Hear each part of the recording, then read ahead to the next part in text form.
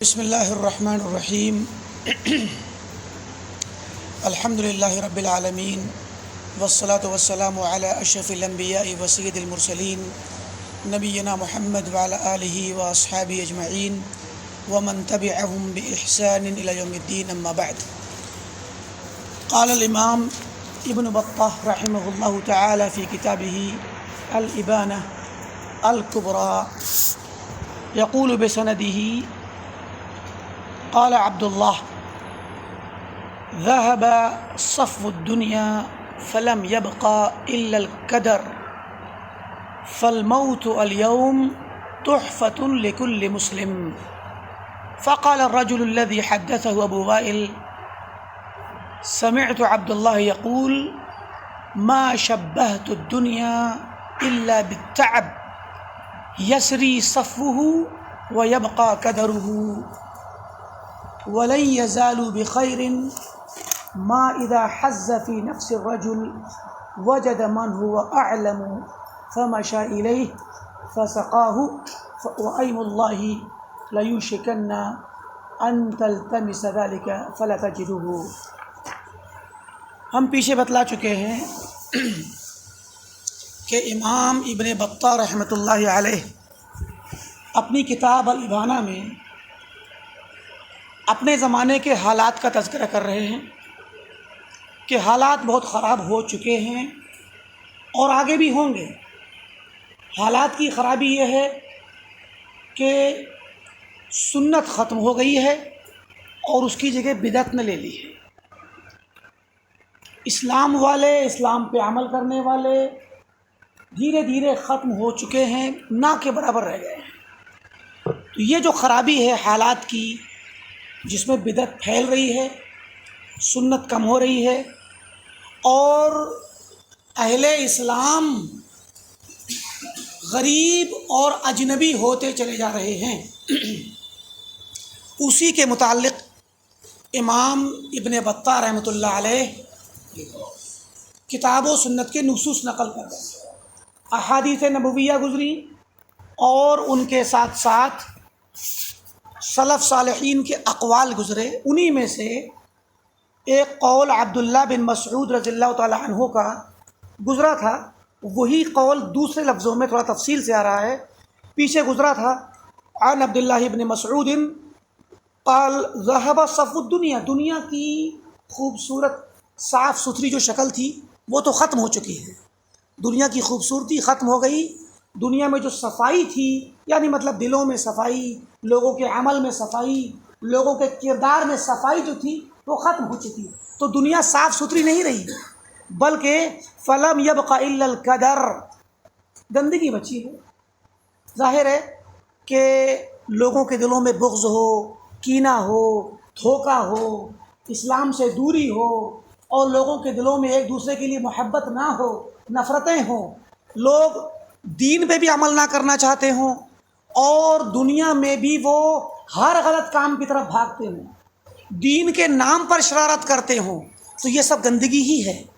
دلوں کی گندگی، نفاق کی گندگی، گناہوں کی گندگی، بدعتوں کی گندگی، شرک کی گندگی، یہی مراد ہے. فالموت اليوم، حالات ایسے بن گئے ہیں کہ آج موت جو ہے ہر مسلمان کا تحفہ ہے. یعنی جو صحیح دین پر قائم ہے وہ بیچارہ تنہا ہے، اس کو کہیں بھی اپنی بات کہنے والے اور اس کی بات کو سننے والے نہیں ملیں گے. اس کے لیے سب سے بہتر تحفہ یہ ہے کہ اس کو موت آ جائے اور وہ اس گندگی سے بچ جائے اور اللہ کے گھر چلا جائے. یہ بات پچھلے ہفتے گزری تھی، یہی بات تھوڑا تفصیل سے اب آ رہی ہے مزید. فرماتے ہیں عبداللہ مسعود رضی اللہ تعالیٰ عنہ ذهب صفو الدنیا، دنیا کی صفائی جا چکی. فلم یبقى الا القدر، نہیں بچا ہے مگر گندا ماحول، گندگی بچی ہے. فالموت اليوم، تو آج کے دن موت تحفۃ لکل مسلم، ہر مسلمان کے لیے ایک بہت پیارا تحفہ ہے. کیونکہ جو مراد یہاں مسلمان سے کون ہے؟ جو سچے دین پر قائم ہو، جس کا باطن اور اس کا ظاہر دونوں ایک سے ہوں. دل میں ایمان ہے تو اس کے عمل پہ ایمان ہو، اس کی زبان پر ایمان ہو، اس کے کردار پر ایمان ہو، لوگوں کے ساتھ نصح اور خیر خواہی کا معاملہ کرتا ہو، لوگوں کو دھوکہ نہ دیتا ہو، سنت پر چلتا ہو، سنت کی دعوت دیتا ہو، توحید پر چلتا ہو، توحید کی دعوت دیتا ہو، ایسا مسلمان یقیناً اس کے لیے موت کیا ہوگی؟ تحفہ ہوگی۔ کیونکہ اس کے جیسے لوگ رہے نہیں، تو وہ تو اجنبی ہو جائے گا، کہیں پر توحید کی بات نہیں کہہ سکتا، کہیں پر سنت کی بات نہیں کہہ سکتا، کہیں وہ اپنے کردار سے سنت پر عمل کر کے نہیں دکھا سکتا، تو وہ تو اس کے تو دنیا مصیبت ہے، لوگ اعتراض کریں گے، لوگ اس کو برا کہیں گے، تو اس کے لیے دنیا کیا ہوگی؟ مصیبت ہوگی۔ تو موت اس کے لیے راحت کا سامان ہوگی، تحفہ ہوگی۔ اسی میں مزید آگے فرماتے ہیں فقال الرجل الذي حدثه ابو وائل جو عبد المسعود کے شاگرد ہیں، انہوں نے جس آدمی سے یہ بات بیان کی، اس نے کہا سمعت عبداللہ یقول، میں نے بھی عبداللہ کو یہ کہتے ہوئے سنا ہے کہ ما شبہت الدنیا الا بالتعب، میں دنیا کو اگر تشبیہ دے سکتا ہوں تو ایک تھکان سے دے سکتا ہوں، کسی کام کے نتیجے میں جو ہمیں تھکان لگتی ہے، ہم تھک جاتے ہیں، تو کہا کہ میں جو تھکان آتی ہے، تو تھکان کی جو اچھائی ہوتی ہے، جس کام کی وجہ سے ہمیں تھکان لگتی ہے وہ تو چلی جاتی ہے، لیکن اس کی خرابی ہمارے جسم میں بچتی ہے۔ مثلا آپ نے کوئی محنت کا کام کیا، تو جو کام آپ کرتے وقت تھکے، تو وہ کام اس وقت کر کے آپ نے فائنل کر دیا، ختم ہو گیا، اس کے بعد میں آپ کا جسم تھکے گا، چور چور ہوگا، تکلیف ہوگی آپ کو۔ تو وہ یہی کہتے ہیں کہ جس وقت آپ محنت کر رہے تھے اس وقت تو بڑی خوبصورتی تھی، پیارا ماحول تھا، آپ کو اچھا لگ رہا تھا، لیکن جب وہ محنت کرنے کے بعد وہ کام ختم ہو گیا، بھاری بھاری سامان اٹھایا آپ نے، گھر میں کوئی کام کیا، وہ محنت سے کام تو مکمل ہو گیا، تھکے آپ، لیکن اس کام کی تھکان کے ساتھ جو اچھائی تھی وہ تو مکمل ہوئی اور کمپلیٹ، لیکن بعد میں کیا ہوگا؟ بعد میں اس تھکان کی خرابی بچے گی، آپ کے ہاتھ پیر درد کریں گے، مزید بہت ساری تکلیفیں آپ کو آ سکتی ہیں۔ تو کہتے دنیا کی مثال بھی ایسے ہی ہے، وَلَن يَزَالُوا بِخَيْرٍ، اور دنیا والے اس وقت تک ہمیشہ خیر میں رہیں گے، مَا إِذَا حَزَّ فِي نَفْسِ الرَّجُلِ، جب تک کہ کسی آدمی کے دل میں کوئی ضرورت پیدا ہو، اس کو احساس ہو کسی ضرورت کا، دین کی ضرورت کا، دین کے مسئلے کو جاننے کا، کسی بھی طرح کا، وَجَدَ مَنْ هُوَ أَعْلَمُ، اور وہ اس ضرورت کو پورا کرنے کے لیے اپنے سے زیادہ علم والے کو پا جائے۔ یعنی مثلا آپ کو دین کا مسئلہ جاننا تھا، جیسی ضرورت محسوس ہوئی، آپ نے اپنے ارد گرد دیکھا، محلے میں دیکھا، علاقے میں دیکھا، تعلق والوں سے پوچھا، آپ کو فوراً کوئی نہ کوئی جانکار مل گیا، کوئی عالم مل گیا جس سے آپ نے مسئلہ پوچھ لیا، دین کا مسئلہ۔ فَمَشَى إِلَيْهِ، تو وہ آدمی اس کے پاس گیا، فَسَقَاهُ، تو اس نے اس کو پلا دیا، یعنی اس کی پیاس بجھا دی، جو ضرورت تھی اس کی پوری کر دی، جو مسئلہ وہ جاننا چاہتا تھا دین کا وہ بتلا دیا۔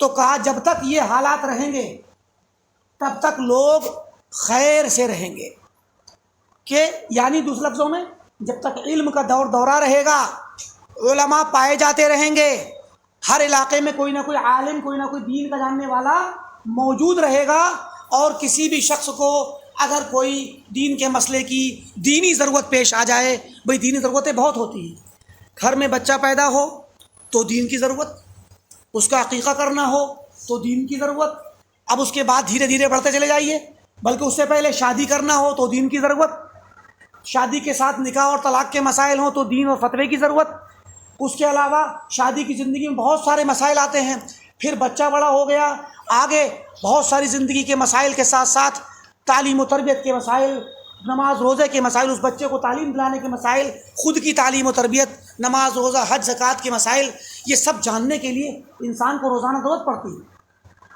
کوئی انتقال کر جائے تو اس کے مسائل، تو اس طریقے سے ضرورتوں کے وقت انسان کو عالم مل جائے یہ بہت بڑی خیر ہے، ورنہ کہیں کہیں بعض جگہ ایسے حالات ہوتے ہیں کہ بعض مغربی ممالک میں، بعض علاقوں میں کہ مسلمان کوئی ہیں چند ایک جگہ کہیں رہتے ہیں، وہاں پر کوئی عالم نہیں ہے، کوئی دین کا مسئلہ کوئی نماز جنازہ پڑھانے والا نہیں، دور دور سے لوگوں کو بلایا جاتا ہے، نماز جنازہ میں جانے والے لوگ نہیں، تو یہ مسائل آتے ہیں کبھی کبھار۔ تو اسی لیے فرمایا کہ جب تک یہ حالات رہیں تب تک خیر ہے۔ وہ ایم اللہ، اور اللہ کی قسم، لیوشکن، قریب ہے، ان تلتمس ذلک، کہ تم اس چیز کو تلاش کرو، ایسے حالات میں کسی کو تلاش کرو، ایسا وقت آنے والا ہے کہ تم کسی کو تلاش کرو، کوئی عالم، کوئی فتویٰ دینے والا، کوئی دین کی بات بتانے والا، فلا تجدہ، تو قریب ہے وقت کہ تم تلاش کرو تو تم نہ پاؤ۔ یہ کون کہہ رہا ہے؟ عبداللہ بن مسعود رضی اللہ تعالی عنہ، جن کا انتقال 32 ہجری میں ہوا ہے۔ یہ صحابہ علم نبوت اور اللہ کے نبی صلی اللہ علیہ وسلم کی تربیت کے نتیجے میں ایسے اجتہادات بھی کر ان کو ہوتے تھے، ایسی باتیں محسوس کرتے تھے۔ تو لوگ، آپ نے سنا ہوگا بھئی، بہت سارے حکمت والے، فراست والے، علم والے لوگ ہوتے ہیں کہ ذرا سی چیز دیکھ کر کے آگے تک کے حالات بتا دیتے ہیں کہ اگر یہی حالات رہے تو آگے ایسا ہوگا۔ تو یہی وہ چیز ہے جو اس زمانے میں حالات بن رہے تھے، ان کے زمانے میں، صحابہ کے اس دور میں، وہ حالات کو دیکھ کر کے انہوں نے کہہ دیا۔ تو یہ چیز آگے مزید دیکھیے، فرماتے ہیں اپنی سند سے امام ابن بطہ رحمۃ اللہ علیہ۔ میرے پاس جو اس کا اس میں تاب کی جگہ سبب ہے، کیا ہے؟ اس کا مطلب سبب نہیں ہے، سبب ہے۔ اچھا،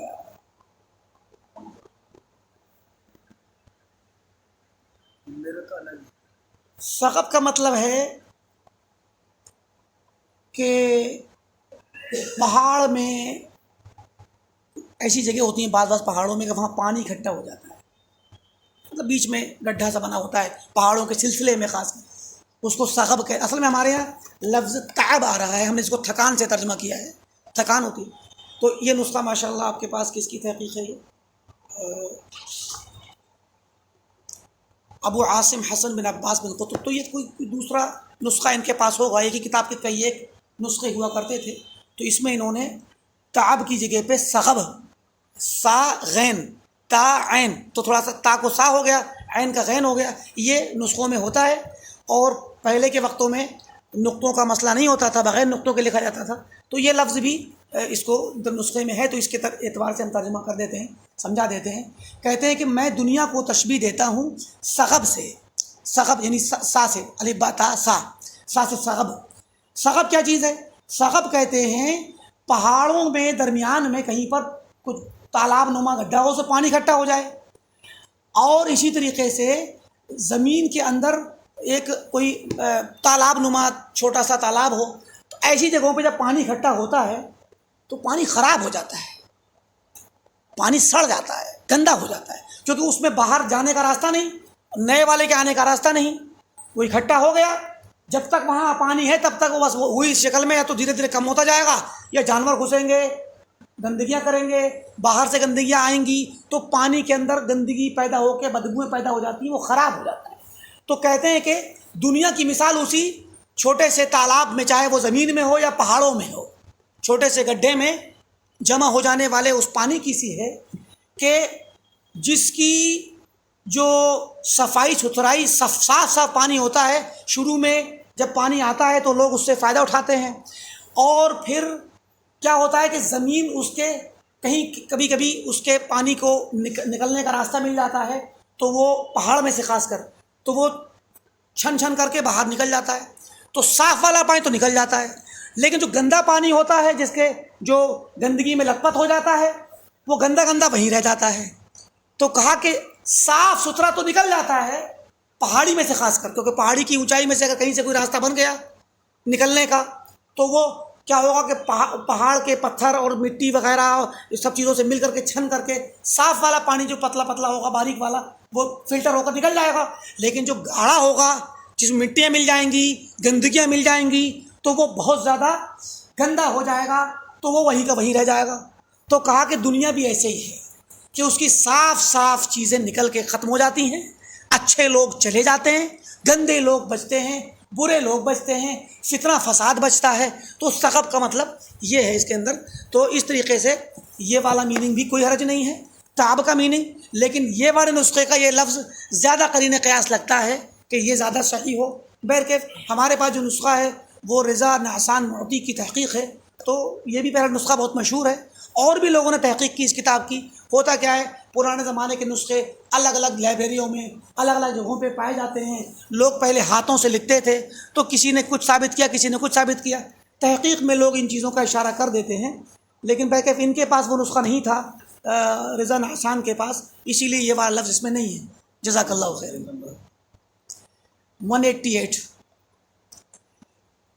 فرماتے ہیں، اپنی سند سے ایک اور روایت لا رہے ہیں، ابراہیم بن نصر کہتے ہیں کہ سمعت الفضیل بن عیاض، فضیل بن عیاض بہت مشہور عابد اور ثقہ عالم، بہت بڑے فقیہ تھے اور مکہ میں رہتے تھے، بہت عبادت گزار تھے، بہت بڑے بزرگوں میں اور بہت ہی زیادہ فراست والوں اور اہل علم اور اہل تقوی میں ان کا شمار ہے۔ تو فضیل بن عیاض فرماتے ہیں، بہت مشہور ہیں، سلف میں بہت مشہور ہیں، ان کے بہت اقوال ہیں سنت کے لیے، بدعت کے خلاف، توحید کے لیے، سنت کے لیے، اور اہل بدعت کے رد میں بہت سارے اقوال ہیں ان کے، تفسیر کی، قرآن کی تفسیر میں بہت سارے اقوال ہیں ان کے۔ تو یہ بہت ہی معروف اور ثقہ معتبر امام ہیں۔ فرماتے ہیں فضیل بن عیاض، کیف بک اذا بقیت الی زمان، کیا ہوگا تمہارا، کیسے حالات ہوں گے تمہارے ساتھ جب تم ایک ایسے زمانے تک زندہ رہو، ایسے وقت تک زندہ رہو، شاہدت فیہ ناسا، جہاں تم لوگوں کو دیکھو، لوگوں کا مشاہدہ کرو، دیکھو، لا یفرقون بین الحق والباطل، کہ ایسے لوگ پاؤ جو حق اور باطل میں تمیز ہی نہیں کرنا جانتے، ان کے لیے حق اور باطل الگ الگ ہے ہی نہیں، حق پہ تو چلتے مالی اسلام والے ہیں، باطل بھی ان میں گھسا ہوا ہے، شر بھی گھسی ہے، شرک گھسا ہے، کفر گھسا ہے، بدعتیں گھسی ہیں، کچھ فرق نہیں پڑتا، مسلمان ہیں تو ہیں، شر اور خیر میں کوئی فرق نہیں، باطل اور حق میں کوئی فرق نہیں، ولا بین المومن والکافر، اور نہ وہ لوگ مومن اور کافر میں فرق کرنا جانتے ہوں گے۔ تم ایک وقت کیا کرو گے اس وقت جب تم ایسے زمانے تک زندہ رہو کہ جس زمانے میں تم لوگوں کو پاؤ کہ وہ لوگ نہ تو حق و باطل میں فرق کرتے ہیں اور نہ ہی مومن و کافر میں فرق کرتے ہیں، ان کے لیے مومن بھی اتنی اہمیت کا حامل شخص ہے جتنا کافر۔ یہ چیز اسلام کے خلاف ہے، ایک مومن کے شعار کے خلاف ہے، ایمان کے تقاضے کے خلاف ہے، کہ ایمان کا تقاضا یہ ہے، قرآن کریم میں اللہ تعالیٰ نے فرمایا نا کہ اشداء علی الکفار، کفار پر شدید ہونا ہے، اور مومنوں کے ساتھ رحماء بینہم، اپنے درمیان رحم دل ہونا۔ تو یہ ایک تو شدت کا معاملہ، رحم کا معاملہ، رحمت کا معاملہ، دوسرا مومن سے محبت کرنا، الحب فی اللہ والبغض فی اللہ، اور اللہ ہی کے راستے میں محبت کرنا، اللہ کے راستے میں نفرت کرنا۔ تو مومن سے اس کے ایمان کی وجہ سے محبت کی جائے گی، اور کافر سے اس کے کفر کی وجہ سے نفرت اور بغض رکھا جائے گا۔ یہ الگ بات ہے کہ وہ کافر اگر آپ کا دوست ہوگا، بمعنی کہ اس معنی میں دوست کہ آپ ہو سکتا ہے دو کافر لوگ بچپن سے دوست رہے ہوں، ان میں سے ایک مسلمان ہو جائے تو اس کا کوئی دوست بچپن کا ہے، یا وہ کوئی رشتہ دار ہو سکتا ہے، ماں باپ بھائی بہن ہو سکتے ہیں، بیوی ہو سکتی ہے غیر مسلمہ، مشرکہ بھی ہو سکتی ہے پہلے سے، یا اس نے پہلے سے شادی کر رکھی ہے یہودیہ سے نصرانیہ سے، تو کوئی بھی شکل ہو سکتی ہے۔ تو اگر وہ یا کوئی پڑوسی ہو سکتا ہے غیر مسلم، تو ان لوگوں کے جو ان وجوہات سے حقوق ہیں وہ برقرار رہیں گے، لیکن محض کفر کی بنا پہ نفرت بھی دل میں رہے گی، کیونکہ اس کے پاس کفر ہے۔ باپ ہوگا تو باپ سے خون کے رشتے کی وجہ سے محبت ہوگی، یہ ایمان کا تقاضا ہے۔ باپ کافر ہے، بیٹا مسلمان ہے، تو بیٹے پہ فرض ہے کہ باپ سے خون کے رشتے کی وجہ سے بحیثیت باپ محبت کرے، اطاعت کرے، تو اس کا تعاون کرے، حسن سلوک کرے، لیکن بحیثیت مسلمان اس کے کفر سے نفرت کرے، اس سے بھی نفرت کرے، اس سے برات کا اظہار کرے کہ والد محترم آپ کے کفر پر میں آپ کی موافقت نہیں کرتا، آپ کے کفر سے میں نفرت کرتا ہوں، آپ کا میں اس میں ساتھ نہیں دوں گا، اور میں آپ کے کفر سے اور شرک سے برات کرتا ہوں۔ لیکن دنیاوی معاملات میں وصاحبہما فی الدنیا معروفا، اگر باپ کسی کام کو کہے کہ بیٹے مجھے فلاں چیز لا دو تو فوراً لے کر کے آئیے، کسی تعاون کے لیے کہے دنیاوی امور میں تو تعاون کیجیے، یہ اسلام کا تقاضا ہے۔ لیکن لوگ جب اس تمیز کو چھوڑ دیں جب ایمان اور کفر میں فرق چھوڑ دیں، مومن و کافر کے درمیان معاملہ کرنے میں کوئی فرق نہیں، تو سمجھ لیجیے کہ وہ خراب حالات آ گئے جن کی بات فضیل بن عیاض نے کی تھی۔ کہتے ہیں کہ نہ تو وہ حق و باطل میں فرق کریں گے، نہ مومن و کافر میں فرق کریں گے، ولا بین الامین والخائن، امانت دار اور خیانت کرنے والے میں بھی کوئی فرق نہیں کریں گے، برابر ہیں۔ امانت دار کی جو عزت ہونی چاہیے وہ خائن کی ہوگی، بلکہ زمانہ تو آج تو اور بھی خراب ہے۔ زمانہ آخر کے احادیث میں آیا ہے کہ ایسا وقت آئے گا کہ امانت دار کو خائن مانا جائے گا اور خیانت کرنے والے کو امانت دار مانا جائے گا، تو یہ تو اور خراب حالات ہیں۔ ابھی یہاں پر جو بات آئی ہے وہ یہ کہ امانت دار بھی عزت میں ہے اور خائن بھی، اس کی بھی عزت ہے، اس کا بھی احترام ہے، برابر کا درجہ ہے، کوئی فرق نہیں۔ ولا بین الجاہل والعالم، نہ ہی جاہل اور عالم میں کوئی فرق کریں گے۔ ایسا زمانہ آئے گا کہ لوگوں کی نظر میں ایک عالم بھی علم بکھیرنے کے لیے، فتویٰ پوچھنے کے لیے، لوگوں کی قیادت کرنے کے لیے حقدار ہے اور اہل ہے، اور جاہل بھی، وہ بھی آ جائے، بھئی علم سکھاؤ، وہ بھی علم کو نشر کرے، لوگ اس کی پیروی کریں، لوگ اس سے فتوے لیں، لوگ دین کے مسئلے پوچھیں، لوگ دین کی امامت میں اس کو آگے بڑھائیں اور اس کو قائد بنائیں۔ فرمایا فضیل بن عیاض نے، یاد رکھ لیجئے، بہت قیمتی بات ہے یہ، فضیل بن عیاض اسلاف امت میں سے ہیں، اہل سنت والجماعت اور اہل الحدیث والسلف میں سے ہیں۔ کہتے ہیں کہ ایسا زمانہ آئے گا تم دیکھو گے کہ لوگ جاہل اور عالم میں فرق نہیں کرتے، یعنی عوام الناس کا یہ حال ہوگا، عام مسلمانوں کا، کہ وہ دین کے معاملات میں جاہل عالم برابر ان کی نظر میں ہیں، یعنی عالم سے تو فتویٰ لیں گے ہی، دین بھی سیکھیں گے، امامت بھی کرائیں گے، دین کا کام کروائیں گے عالم سے، لیکن اتنا ہی زیادہ برابر درجہ جاہل کا بھی ہوگا۔ جو آج ہم جس مصیبت سے گزر رہے ہیں، آج کا زمانہ، خاص کر سوشل میڈیا کا زمانہ، اس سوشل میڈیا نے اسے سارا فرق ختم کر دیا ہے، سارا فرق ختم کر دیا ہے جاہل اور عالم کا۔ آج کے زمانے میں لوگوں کو بلانے کی بھی ضرورت نہیں ہے کہ کسی کو مسجد میں بلا کر تقریر کروائی جائے، کسی کو امامت کی مصلی پہ کھڑا کیا جائے، کسی کو فتوے کی کرسی پہ بٹھایا جائے، فتوے کی کمیٹی کا رکن بنایا جائے۔ آج کے زمانے میں کمیٹی کا رکن تو کیا، پوری کمیٹی بتاتے خود وہی ہیں۔ آج کل کے جاہل، آج کل کے وہ جاہل جو عالم بنے پھرتے ہیں، جن کے پاس کوئی علم نہیں، جنہوں نے کوئی شریعت کا علم نہیں سیکھا، جو نئے زمانے کے نئے تعلیم یافتہ لوگ ہیں، جن کو برادر کہا جاتا ہے۔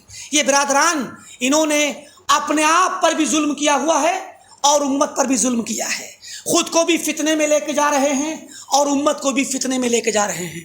امت اور عوام بیچارے بھولے بھالے، ان کے پاس تعلیم نہیں، انہیں پتہ نہیں، وہ بھوکے ہیں، پیاسے ہیں، ان کو دین کا علم چاہیے، ان کو دین کی معلومات چاہیے۔ سوشل میڈیا پہ جب وہی لوگ ہیں تو ظاہر ہے کہ ان سے معلومات مل جاتی ہے، لیکن یہاں فرض ہے علماء کا، یہاں فرض ہے ان لوگوں کا جو اس چیز کی خطرناکی کو سمجھتے ہیں۔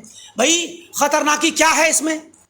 خطرناکی یہ ہے کہ اگر ذرا سا ایک فتویٰ غلط آ گیا اور اس پر کسی نے عمل کر لیا تو اس کا دین اور دنیا سب تباہ ہو سکتی ہے۔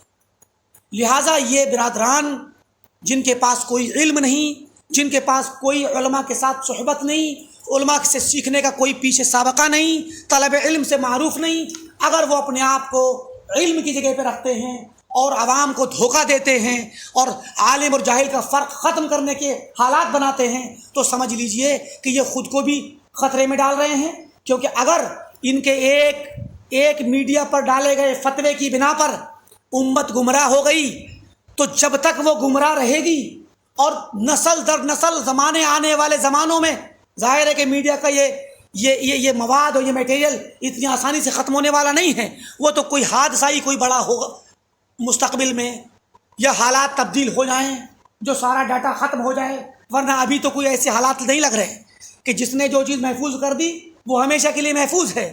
تو آگے وہ چیز جتنی بڑھتی جائے گی سب کا گناہ اس کے سر پہ ہوگا۔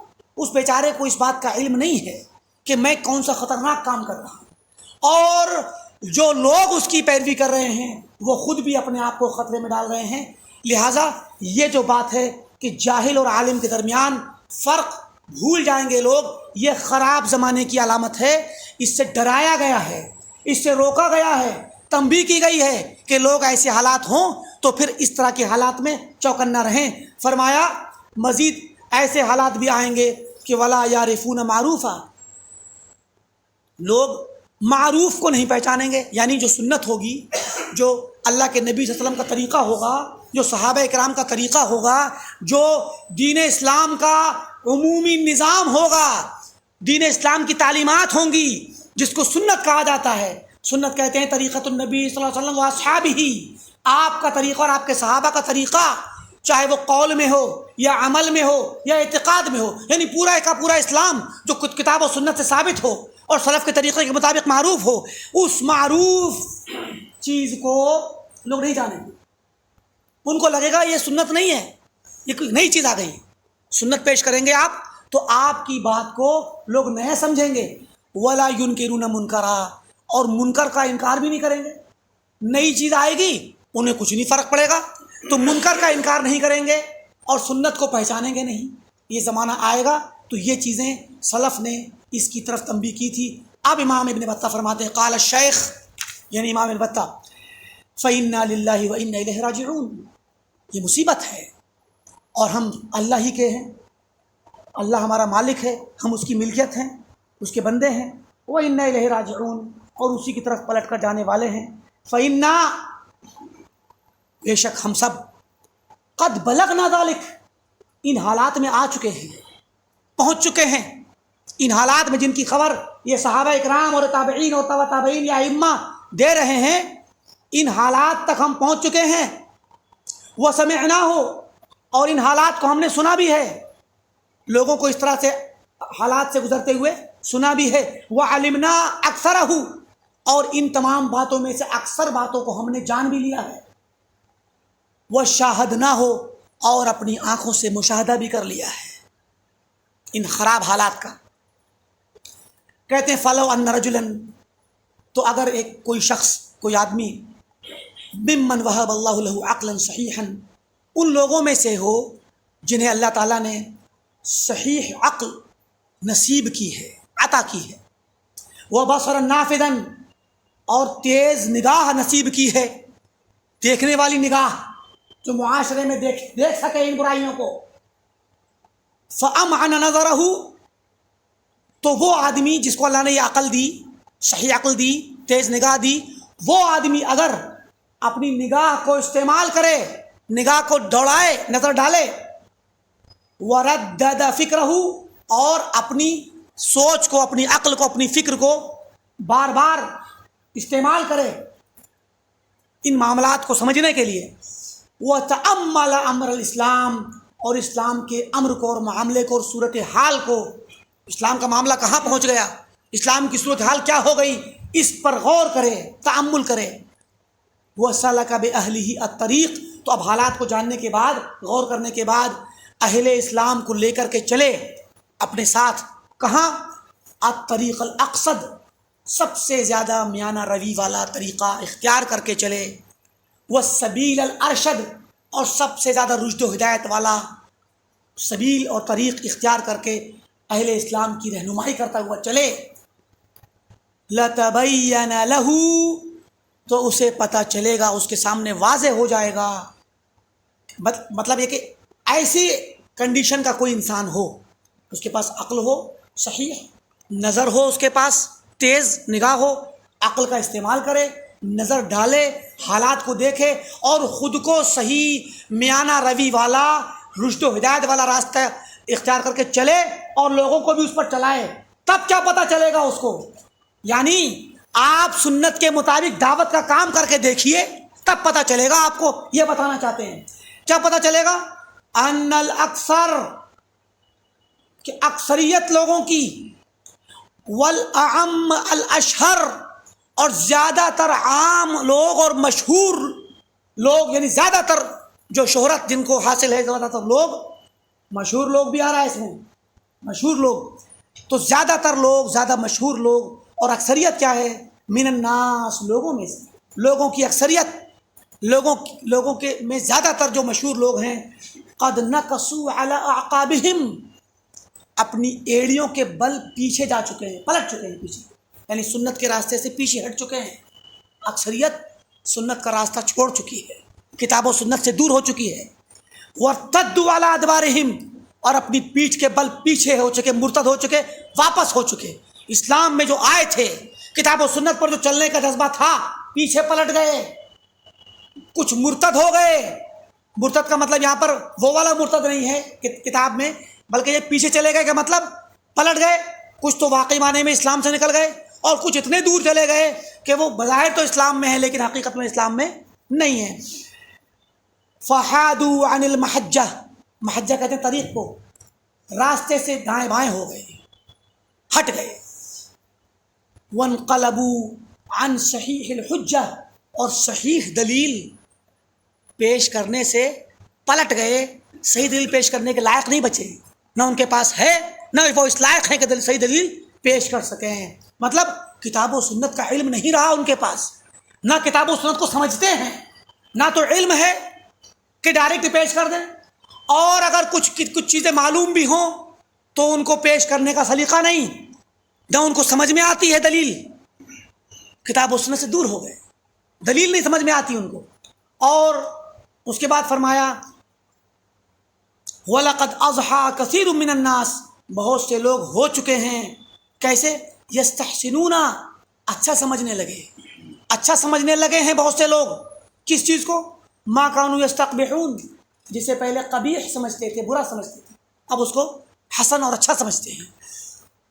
وَيَسْتَحِلُّونَ مَا كَانُوا يُحَرِّمُونَ، اور حلال سمجھنے لگے ہیں ان چیزوں کو جنہیں پہلے حرام سمجھتے تھے، جنہیں حرام جانتے تھے، آج انہیں حلال سمجھنے لگے ہیں۔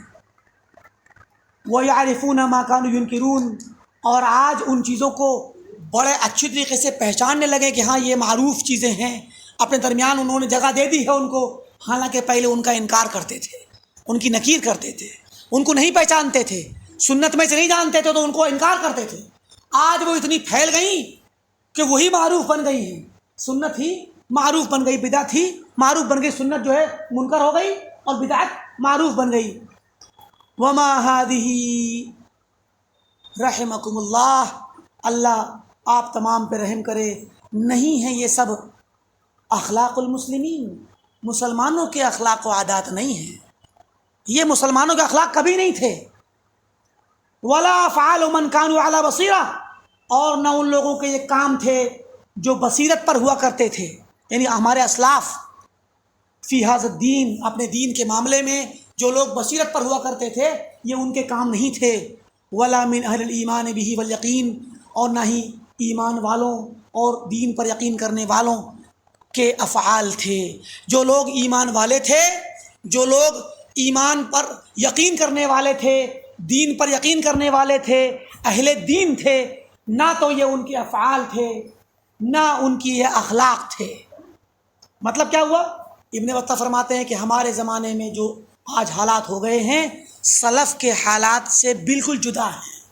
ٹھیک، آگے دیکھیے فرماتے ہیں باب ذکر الاخبار والآثار، کچھ ایسی خبریں، احادیث اور آثار پیش کریں گے، التی دعتنا الی جمع ھذا الکتاب وتالیفہ، جن آثار کی وجہ سے جنہوں نے ہمیں دعوت دی کہ ہم یہ کتاب تالیف کریں اور جمع کریں، یعنی جن کی وجہ سے ہم نے یہ کتاب لکھی ہے، ان آثار کو بھی ہم ذکر کر دیں کہ کچھ احادیث ایسی آئی ہیں جن کی وجہ سے ہم اس کتاب کو لکھ رہے ہیں، اور انہی کی وجہ سے، انہی کے سیاق میں اب تک کا مقدمہ ان کا چل رہا تھا۔ قال الشیخ، شیخ فرماتے ہیں استوفق اللہ، میں اللہ تعالیٰ سے توفیق طلب کرتا ہوں۔ استوفق، توفیق طلب کرنا، میں اللہ تعالیٰ سے توفیق طلب کرتا ہوں، توفیق مانگتا ہوں، لصواب القول، کہ بات کہوں تو صحیح ہو، میری بات صحیح ہو، صواب ہو، درست ہو، وصالح العمل، اور میرا عمل صالح ہو۔ میں اللہ سے توفیق طلب کرتا ہوں میری بات صحیح ہو، جو بات کہوں صحیح ہو، جو عمل کروں وہ صالح ہو۔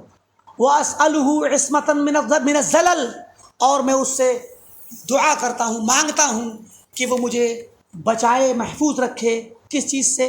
پیر کے پھسلنے سے، یعنی میرا قدم پھسلے دین کے راہ میں، کتاب لکھتے وقت بھی یا عام حالات میں میرا قلم پھسل جائے، میرا قدم پھسل جائے اور میں سنت سے ہٹ جاؤں، اس چیز سے میں اللہ تعالیٰ کی حفاظت طلب کرتا ہوں۔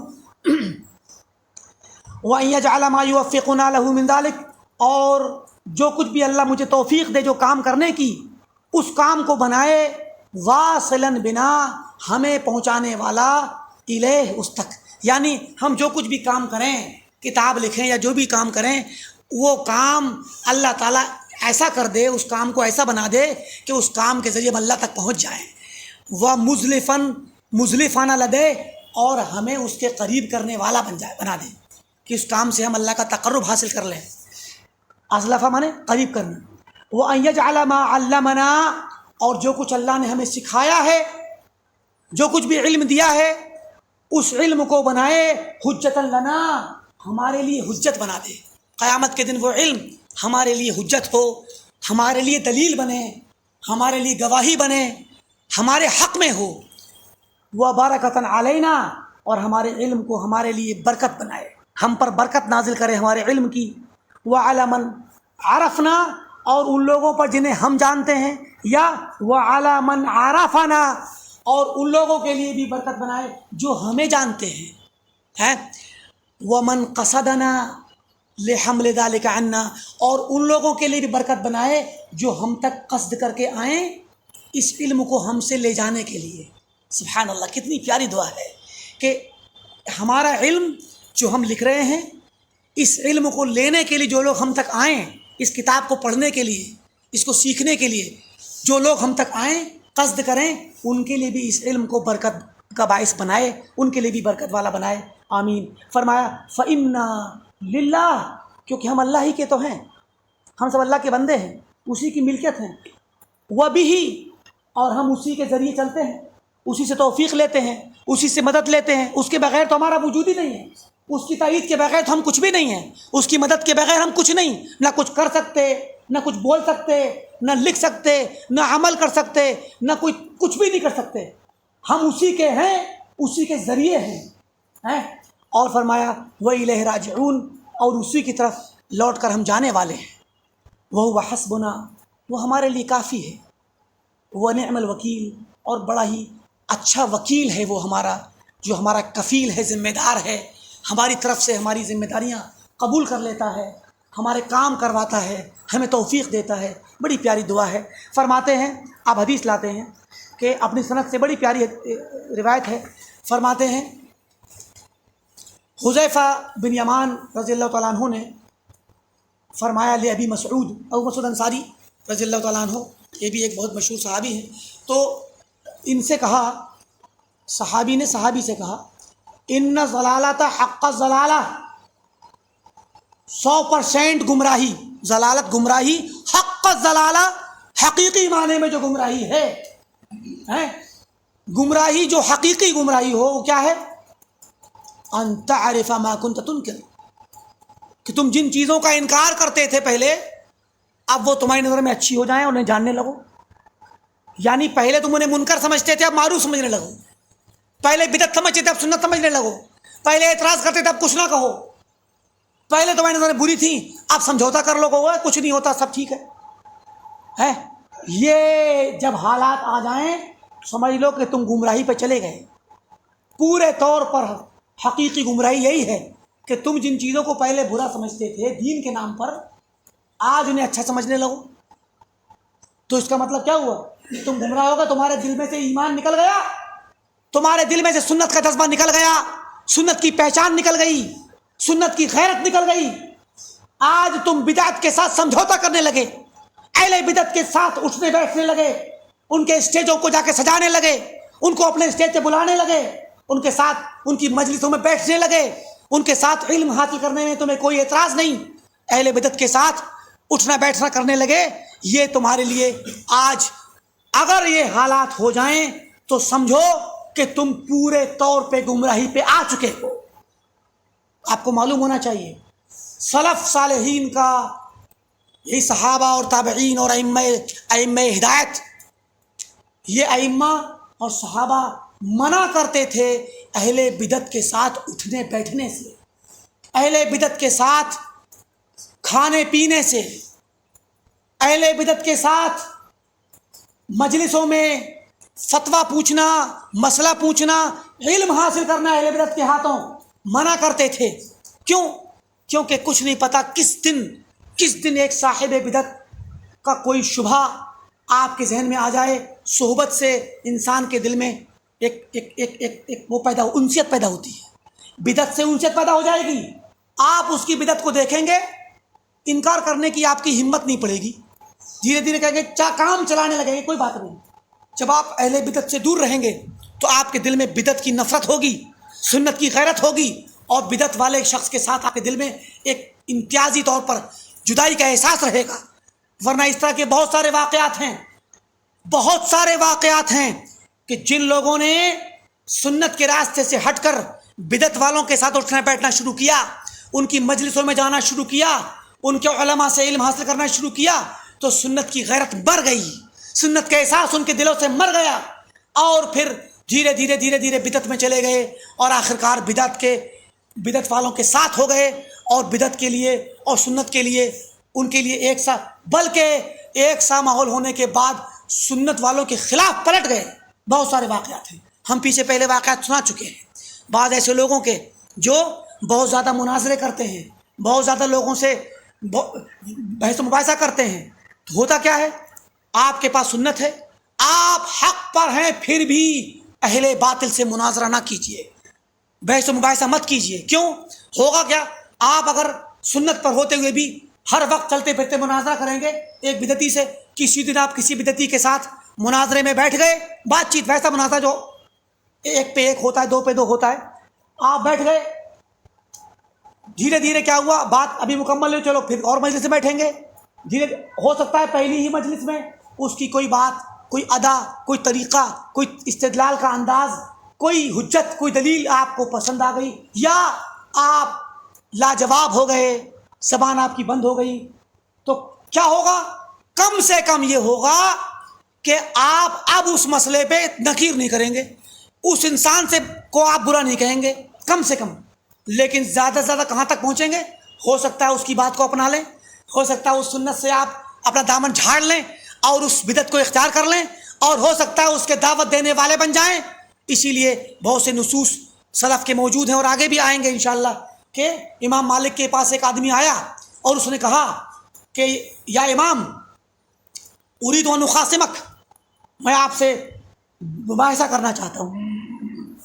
تو بولے، پوچھا بھائی کیا، کیسے، کیا مطلب، تھوڑا سا تفصیل پوچھی۔ اس نے کہا کہ میں مباحثہ کرنا چاہتا ہوں، فَإِنْ غَلَبْتَنِي اتَّبَعْتُكَ وَإِنْ غَلَبْتُكَ اتَّبَعْتَنِي، کہا کہ اگر تم مجھ پہ غالب آ گئے تو میں آپ کی بات مانوں گا اور آپ کی پیروی کروں گا، اور اگر میں آپ پہ غالب آ گیا تو آپ میری بات ماننا۔ تو امام مالک نے کہا کہ چل ٹھیک ہے، اگر تو غالب آیا تو میں تیری بات مان لوں گا، کوئی بات نہیں، لیکن کل کو اگر کوئی ایسا شخص آئے جو تجھ سے بھی زیادہ حجت والا ہو، تجھ سے زیادہ زبان دراز ہو اور اچھی طاقتور دلیل لے کر کے آئے، پھر کیا کروں؟ پھر کل کو اس کی بات مانوں، پھر پرسوں کوئی اور آئے تو اس کی بات مانوں۔ تو فرمایا فَكُلَّمَا جَاءَنَا رَجُلٌ أَجْدَلَ، کہ جب کوئی انسان ہمارے پاس زیادہ جدال والا، زیادہ مباحثے میں ماہر شخص آئے گا، ترکنا دیننا لأجلہ، اس کی خاطر اپنے دین کو چھوڑتے جائیں گے ہم کیا؟ تو اس لیے سلف کا طریقہ تھا کہ وہ بحث و مباحثے سے دور ہٹتے تھے۔ حسن بصری کے پاس کوئی آدمی آیا، اس نے کہا کہ بھئی میں آپ سے مناظرہ کرنا چاہتا ہوں، تو کہا کہ بھئی میں تو اپنے دین کے بارے میں مطمئن ہوں اور یقین پر ہوں، تمہارے پاس اگر تمہیں یقین نہیں تو تم جاؤ یقین حاصل کرو، مجھے تم سے مناظرہ نہیں کرنا۔ تو یہ وہ مناظرہ نہیں ہے جو باقاعدہ 2 جماعتوں میں، 2 گروہوں میں بیٹھ کر پبلک کے درمیان ہوتا ہے، یہ وہ نہیں ہے، یہ وہ ہے کہ ایک آدمی آپس میں ایک دوسرے سے بحث کرتا ہے۔ تو یہ جو بحث و مباحثہ ہوتا ہے، اس میں کیا ہوتا ہے کہ آدمی اپنے دین کو خطرے میں ڈالتا ہے۔ تو یہی ہوتا ہے کہ انسان اس طرح کی عادتوں کے نتیجے میں اپنے جذبے کو کھو بیٹھتا ہے، اور سنت کی غیرت اس کی چلی جاتی ہے، اور پھر وہ دھیرے دھیرے یا تو بدعت کو برا کہنا چھوڑ دیتا ہے، یا پھر بدعت کو اچھا سمجھنے لگتا ہے، اور اس سے بھی آگے پھر اس کی دعوت دینے والا، اس کو ماننے والا، اس کا دفاع کرنے والا، اور اس سے بھی آگے بڑھ کر سنت کے خلاف بولنے والا ہوتا ہے۔ آپ دیکھ لیجئے اس وقت ایکس مسلم کا جو فتنہ چل رہا ہے، ان لوگوں کی چاہے اس میں جھوٹے ہوں چاہے سچے ہوں، ہر طرح جب وہ لوگ اگر ایکس مسلم کہہ کے اپنے آپ کو یہ ثابت کرنا چاہتے ہیں کہ ہم پہلے مسلمان تھے اور اب مسلمان نہیں ہیں تو ان کا جھوٹ اور سچ پر برابر ہے. لیکن ان لوگوں کی آپ باتیں سنیں یا جن لوگوں نے سنی ہیں تو وہ دیکھیں گے وہ کیا کہیں گے. وہ کیا کہتے ہیں؟ ہم پہلے فلاں صاحب کے ساتھ تھے، فلاں کے فالوور تھے اور بڑا دین کا کام کرتے تھے، تبلیغ کا کام کرتے تھے، لوگوں سے بہت ہماری بحث و مباحثے ہوتے تھے، ہم لوگوں کو کنونس کرنے کے لیے بہت ڈیبیٹ کیا کرتے تھے. یہ ڈیبیٹ کرنے سے ہی معاملہ خراب ہوتا ہے. آخرکار دھیرے دھیرے کسی نہ کسی موقع پہ کوئی ایسا شخص مل گیا ہوگا جس نے ان کی عقل ٹھکانے لگا دی ہوگی. ممکن ہے اور سچا واقعہ ہے اگر تو، کیونکہ یہ ممکن ہے. آپ جس دن ان کا دماغ کھٹکا ان کا تو دین ہی تباہ ہو گیا. پہلے وہ دعوت دیتے تھے، آپ اپنے دین کے خلاف ایکس مسلم بن کر کے اسلام کے خلاف بول رہے ہیں، دشمنان اسلام کے ساتھ مل گئے. اس کی مثالیں اور بھی ہم نے دی ہیں آپ کو. عبداللہ قسیمی کی مثال دی تھی آپ لوگوں کو. عبداللہ قسیمی کی الصراع بین الاسلام والوطنیہ ایک بہت مشہور کتاب ہے.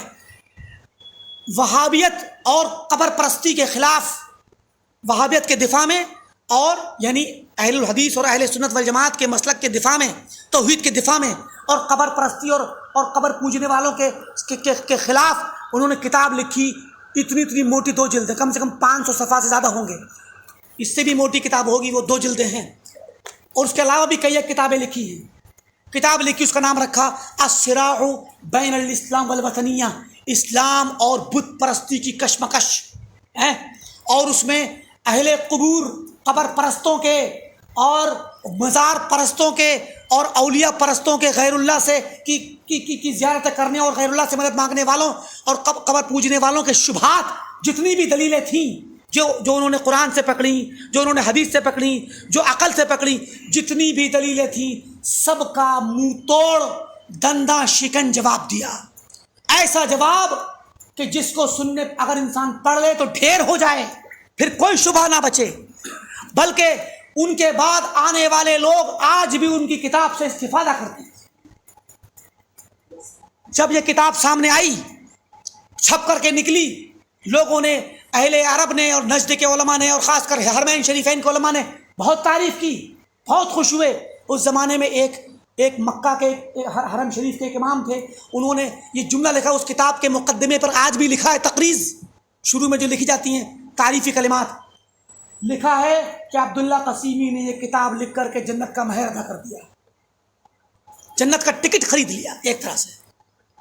کیا مطلب تھا؟ اتنی بڑی اسلام کی خدمت کی ہے اس کتاب کے ذریعے کہ اب ان کو جنت میں جانے سے کوئی چیز نہیں روک سکتی، ٹکٹ ہے جنت کا. اتنا حسن ظن تھا، انہوں نے کوئی دعویٰ نہیں کیا تھا، حسن ظن تھا. کیا ہوتا ہے کہ عبداللہ قسیمی کچھ وقت کے بعد مصر جاتے ہیں، کیونکہ ان کا خاندان مصر ہی کا تھا جو آ کر کے قسیم میں بس گیا تھا. اسی لیے وہ قسیمی کہلائے، کوئی قبیلے کی طرف منسوب نہیں ہوئے، جگہ کی طرف منسوب ہوئے. مصر کے تھے، ان کے آبا و اجداد، خاندان مصر میں تھا. وہ اس زمانے میں 20ویں صدی کے شروع کی باتیں ہیں، جب رشیا کا جو کمیونسٹ انقلاب تھا وہ دھیرے دھیرے دنیا بھر میں پھیل رہا تھا. یورپ میں چلا گیا، جرمنی میں اور مختلف ممالک میں پہنچا. جرمنی کے 2 ٹکڑے ہو گئے تھے، اور ایسے ہی عرب ممالک میں آیا تو مصر میں پہنچا. مصر میں اشتراکی انقلاب پہنچا، اشتراکیت کا، کمیونزم کا. اس وقت ان کی تو عادت تھی یہ بحث و مباحثہ کرنے کی، کسی ملحد کے ساتھ، اشتراکی کمیونسٹ کے ساتھ اس کے مناظرہ کرنے میں یا ان کی کتاب کو پڑھ کے جواب دینے میں مشغول ہو گئے. اور پتہ نہیں کب کون سی رات ایسی تھی کہ اس کی صبح ہوئی تو وہ اسلام سے پھر گئے، ملحد ہو گئے. اب اسلام کے خلاف کتابیں لکھنا شروع کی. کس شخص نے؟ جو سنت اور توحید کے دفاع میں اہل توحید کے دلوں کی ٹھنڈک تھا، ان کی آنکھوں کی ٹھنڈک تھا. وہ شخص جس کی کتاب آج بھی آپ پڑھیں گے تو اتنے مضبوط جواب دے رکھے ہیں ان کے شبہات کے کہ آپ بھی عش عش کریں گے. بہرکیف لوگوں کا تو یہی کہنا ہے کہ وہ اپنی زندگی کی آخری سانس تک اپنے الحاد والے، اتھیسٹ والے، کمیونسٹ مذہب پر تھے. بعض لوگوں نے کہا ہے کہ شاید انہوں نے توبہ کر لی تھی، اللہ عالم، اللہ بہتر جانتا ہے. لیکن عمومی طور پہ زیادہ تر لوگوں کا یہ کہنا ہے کہ انہوں نے توبہ نہیں کی تھی، اللہ بہتر جانے. تو ہوتا کیا ہے دیکھیے، کسی کو نہیں پتا، جو زیادہ مناظرے کرتا ہے نا ہر کسی سے بحث و مباحثہ، وہ خطرے میں پڑ جاتا ہے۔ یہی چیز ہے یہاں پر کہ ایک گمراہی، سب سے بڑی گمراہی ہے کہ تم اس چیز کو جسے پہلے منکر جانتے تھے، برا جانتے تھے، بعد میں تم اسے معروف سمجھنے لگو، اس کو برا سمجھنا چھوڑ دو۔ وَتُنْكِرَ مَا كُنْتَ تَعْرِفُ، اور جس چیز کو تم اچھا جانتے تھے، معروف جانتے تھے، سنت جانتے تھے، اسے اب تم انکار کرنے لگو، برا سمجھنے لگو۔ یہ پیور گمراہی ہے۔ الزلالہ، کل الزلالہ کا مطلب کیا ہوا؟ پیور گمراہی، پورے طور پر 100% گمراہی۔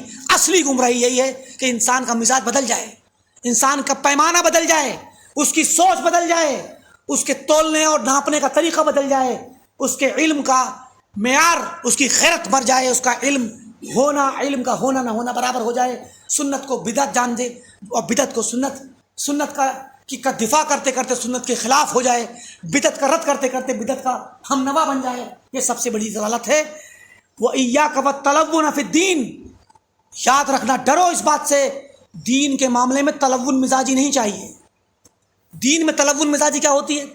رنگ بدلنا، آج کسی مسئلے پہ کل کسی مسئلے پہ، آج کسی مسلک پر کل کسی مسلک پر، مسلک سفر کرنا ہے۔ بعض پڑوسی ممالک میں اس طرح کا فتنہ ہے، ہم سے ہمارے بعض قریبی لوگوں نے، رشتہ داروں نے، اور ہمارے ساتھ مدینہ میں پڑھنے والوں نے بتلایا ہے،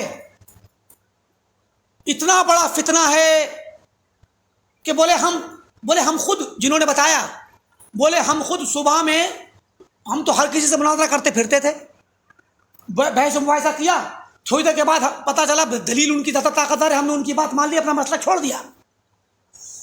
شام کو پھر کسی اور سے بات ہوئی تو اس کی بات مان لی، مسئلہ چھوڑ دیا۔ یہ عملاً ہوا ہے اور آج بھی ہو رہا ہے۔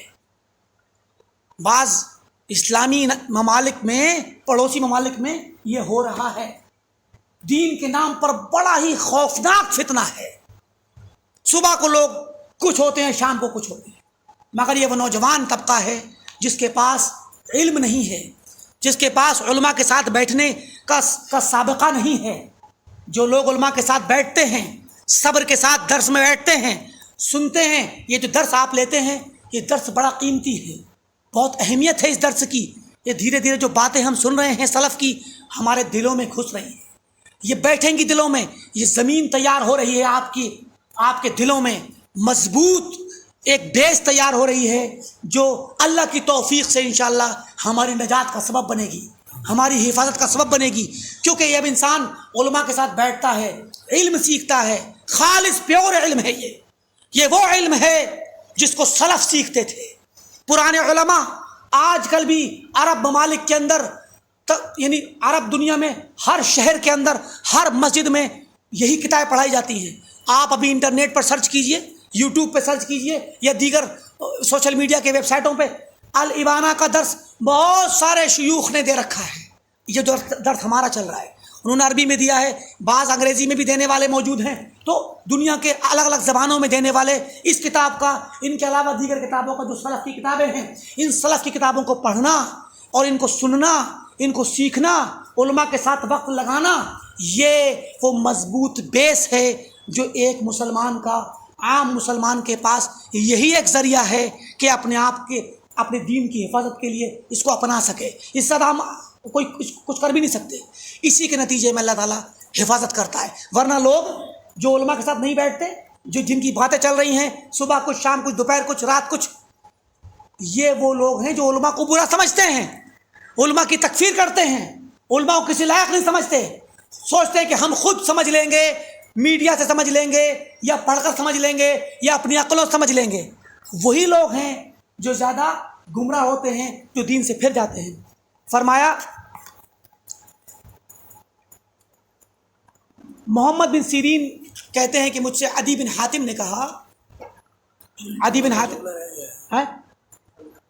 اچھا، ایاک والتلون فی الدین، تلون فی الدین کا مطلب یہی ہے کہ دین میں رنگ نہ بدلو، ہے وہی کہ صبح کچھ، شام کچھ، کل کچھ، پرسوں کچھ۔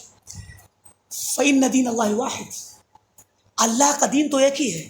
اب تم صبح کو جس دین پہ ہو، اور شام کو کسی اور پہ، رات کو کسی اور پہ، کل کسی اور پہ، تو کیا دین اللہ تعالیٰ کا پتہ نہیں ہے، معروف نہیں ہے، محفوظ نہیں ہے؟ تمہارے حساب سے آج کچھ تمہارا دین کچھ تھا، تمہاری نظر میں اللہ کا دین آج کچھ تھا، دوپہر میں کچھ تھا، رات کچھ تھا، کل کچھ تھا؟ اس کا مطلب کیا ہوا؟ تمہارے پاس علم ہی نہیں ہے کہ تم دین کو سمجھ سکو، دین کو اس کی اصلی بنیادوں سے سیکھنے اور سمجھنے کا کوئی پیمانہ تمہارے پاس ہے ہی نہیں۔ اسی لیے تم صبح کچھ ہوتے ہو، شام کچھ ہوتے ہو، ایک دن بعد، 2 دن بعد، ہفتے بعد کچھ اور ہوتے ہو۔ لہٰذا دین میں تلون مزاجی سے بچو، بلکہ دین اللہ کا ایک ہی ہے، اسی ایک دین کو سیکھو، اور وہ کیا ہے؟ کتاب اور سنت اور سلف کا طریقہ۔ اس کے ذریعے جب دین کو سیکھ لو گے تو پھر تمہارا مقابلہ کوئی نہیں کرے گا، تم دین میں محفوظ رہو گے، ثابت قدم رہو گے، اور دین میں رنگ بدلنے والے کی شکل نہیں ہوگی۔ ایک اور روایت آ رہی ہے جس میں محمد بن سیرین کہتے ہیں، ابن سیرین بہت مشہور تابعی ہیں، فرماتے ہیں قال عدی بن حاتم، عدی بن حاتم بہت مشہور صحابی ہیں، حاتم تائی کے بیٹے تھے، عدی بن حاتم یہ وہی صحابی ہیں جن سے وہ والی روایت مشہور معروف ہے کہ اتخذوا احبارهم ورهبانهم اربابا من دون اللہ، اس کی تفسیر اللہ کے نبی صلی اللہ علیہ وسلم نے جو نقل کی ہے وہ انہی سے مروی ہے۔ عدی بن حاتم کہتے ہیں انکم لن تزالوا بخیر، تم لوگ اس وقت تک ہمیشہ خیر میں رہو گے، ما لم تعرفوا ما کنتم تنکرون، جب تک کہ تم جن چیزوں کو پہلے جن کا انکار کرتے تھے ان کو جب تک تم نہ پہچاننے والے بنے رہو گے، منکرات کو نہ پہچاننے والے رہو۔ منکر ہے تو منکر ہے، ہم نہیں جانتے یہ دین میں اس کا کوئی حصہ ہے، تو منکر کو منکر سمجھنے والے، منکر کو معروف جاننے والے، جب تک معروف نہ جاننے والے جب تک بنے رہو گے تب تک تم خیر پہ رہو گے۔ وَتُنْكِرُوا مَا كُنْتُمْ تَعْرِفُونَ، اور معروف کا جب تک انکار نہ کرنے والے بنے رہو گے، معروف کا انکار کرنے والے بن گئے تو مشکل ہو جائے گی، معروف کا انکار نہ کرنے والے جب تک بنے رہو گے تب تک تم خیر میں رہو گے۔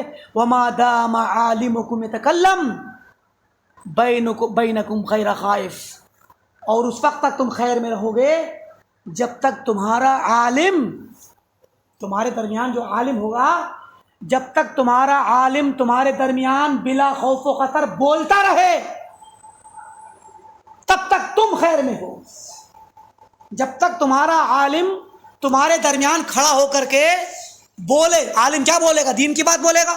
جب تک تمہارے درمیان تمہارا عالم کھڑے ہو کر کے دین کی بات بولے، بغیر جھجکے، بغیر ڈرے، بلا خوف کے بولے، یہ کب ہوگا؟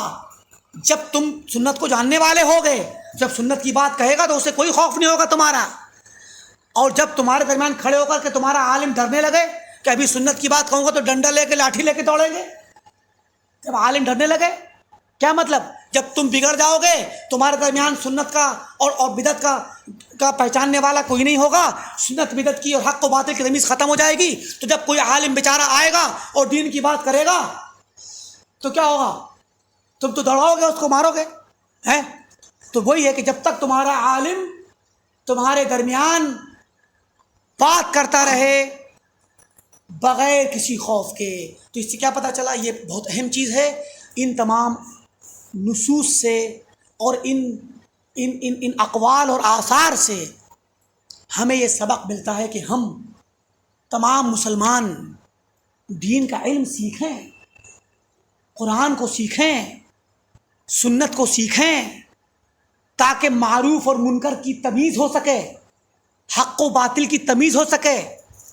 ورنہ اگر ہم جہالت میں چلے گئے، قرآن سے دور ہو گئے، سنت سے دور ہو گئے، تو پھر یہی حال ہوگا کہ کوئی بیچارہ سنت کا عالم، دین کا عالم آئے گا، اور جب وہ دین کی بات، توحید کی بات کرے گا تو ہم نہیں پہچانیں گے، ہم دوڑائیں گے کہ وہابی آ گیا، اور سنت کی بات کرے گا تو ہم دوڑائیں گے کہ غیر مقلد آ گیا، تو پھر ہمارے لیے شر کا دروازہ اسی دن کھلے گا۔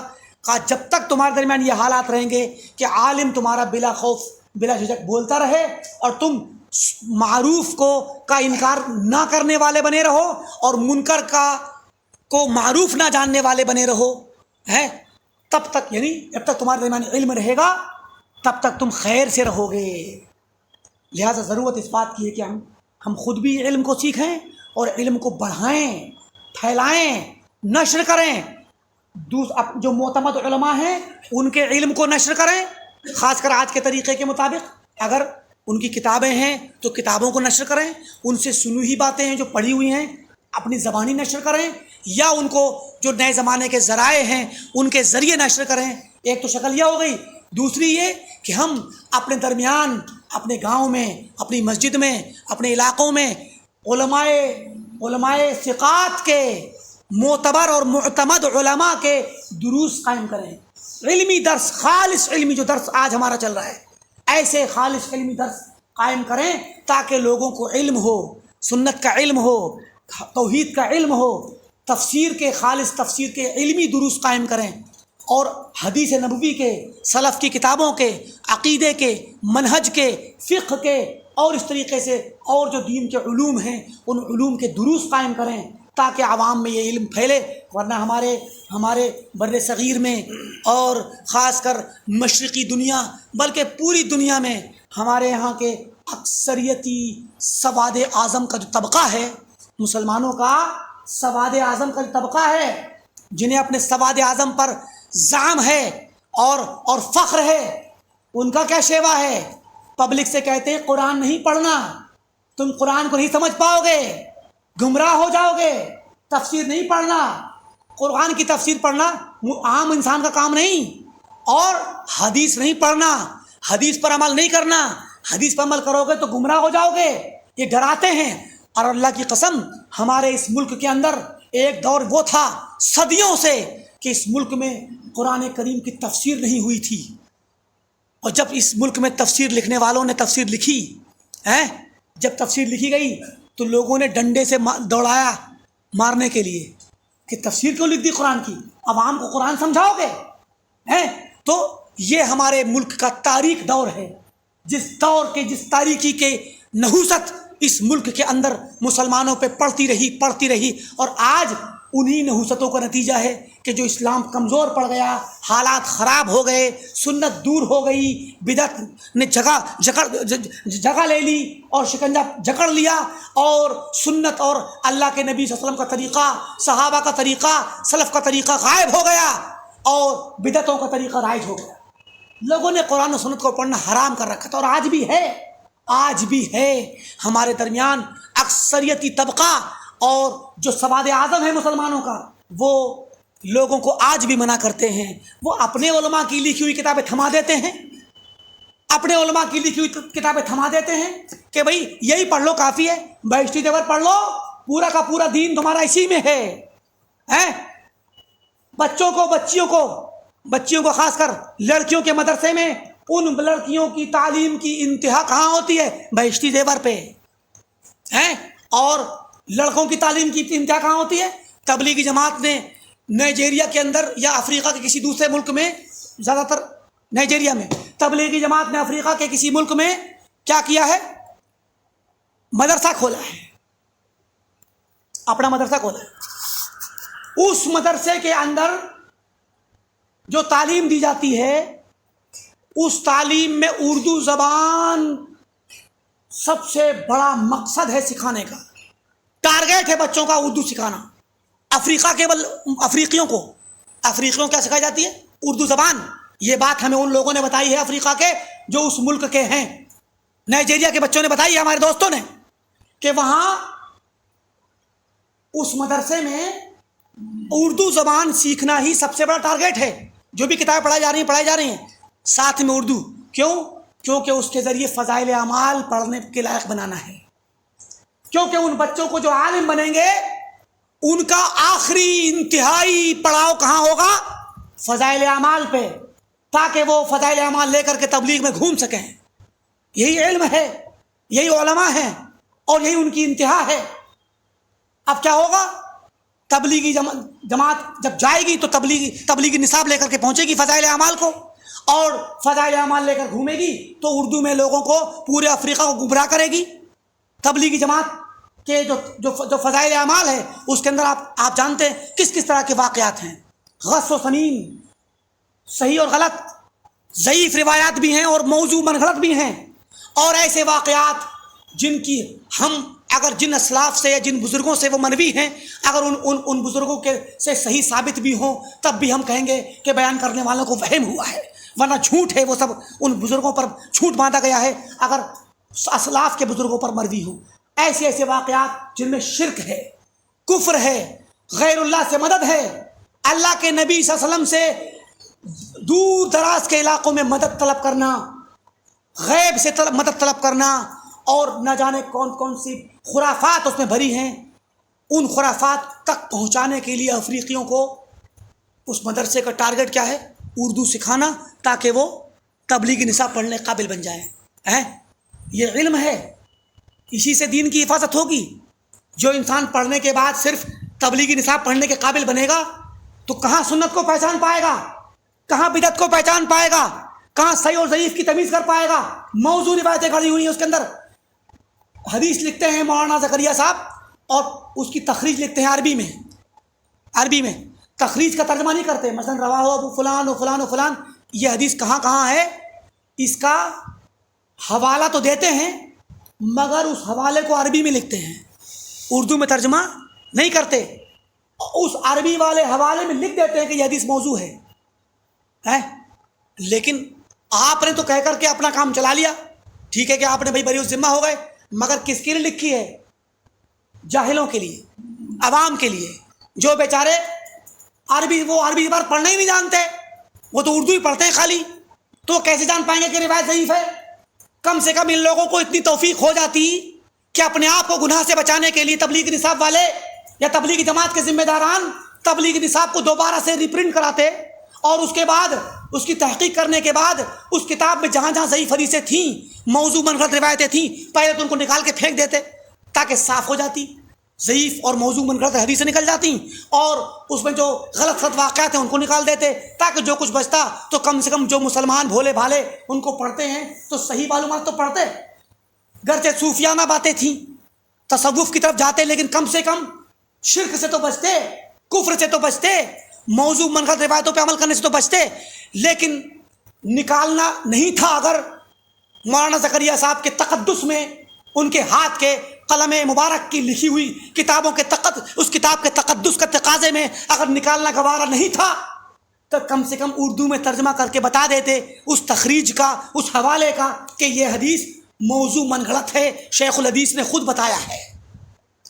مگر یہ کر دینے کے بعد ان کے اوپر الزام آتا، اعتراض آتا، کیونکہ اہل حدیثوں نے اتنا تو کر دیا ہے پوری دنیا کے اندر کہ لوگوں کو یہ بتا دیا ہے کہ ضعیف حدیث قابل اعتماد نہیں ہوتی، موضوع روایت، منغلط روایت جو ہے جائز نہیں، اس پہ عمل کرنا اللہ کے نبی صلی اللہ علیہ وسلم پر باندھا ہوا جھوٹ ہے وہ۔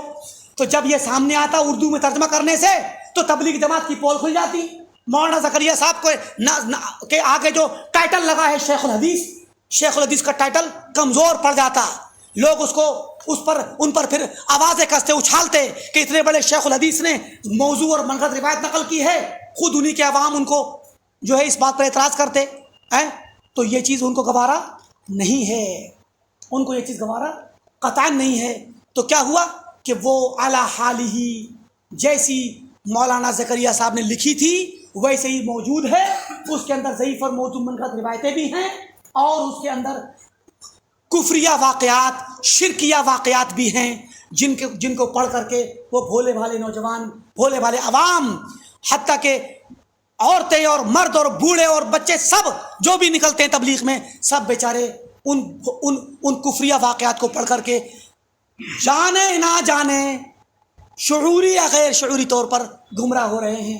اللہ تعالی ہم تمام کو گمراہی سے بچائے، اللہ تعالی ہم تمام کو سنت پر چلنے کی توفیق دے، اللہ تعالی ہم تمام کو حق کو جاننے اور اس پر عمل کرنے اور اس کی نشر و اشاعت کرنے، اس کی تبلیغ کرنے اور اس کا دفاع کرنے کی توفیق دے، اور باطل کو پہچاننے، اس سے بچنے، اس سے روکنے اور اس پر رد کرنے اور اس کے خلاف آواز اٹھانے کی توفیق دے۔ جب تک ہم دنیا میں رہیں کتاب و سنت پر قائم رہیں، جب ہمارا خاتمہ ہو تو توحید و کلمہ توحید پر ہو۔ وآخر دعوانا الحمدللہ رب العالمین، والسلام علیکم ورحمۃ اللہ وبرکاتہ۔